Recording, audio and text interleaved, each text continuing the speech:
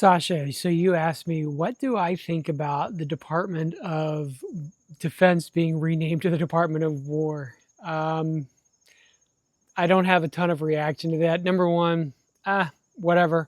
I mean, traditionally, it had been the Department of War much longer than it had been the Department of Defense.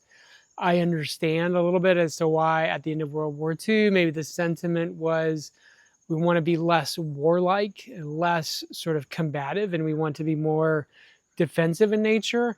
Um, if the whole rebranding structure that President Trump and Secretary Hegseth are going for is to try to refocus everyone on war fighting and being more aggressive, or at least just in our training and in our posturing, being more um, preparing for war, then I guess it probably makes consistent sense.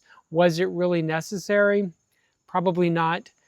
Given just that it's President Trump, would suspect that as soon as there's a Democrat in office, they will change that name just out of pure spite. It seems like that, um, whatever he does, they will completely do the opposite. It's why they're kind of on the wrong side of crime these days, because he says crime is bad. We want to help police. We want to enforce laws.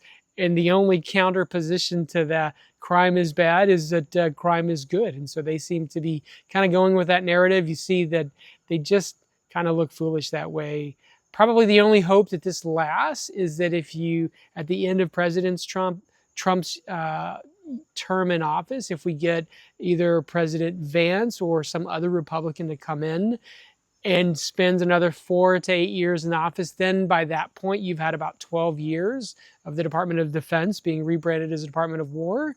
And then the next president may just decide, you know what, just leave it alone. What's the point of changing it? So obviously it doesn't really change much in terms of, like, it's shorter. It's DOW instead of DOD, but like for old people like me, it's going to be hard to not say DOD, because I've said it for 30 plus years of my life. So, was it a necessary change? Absolutely not.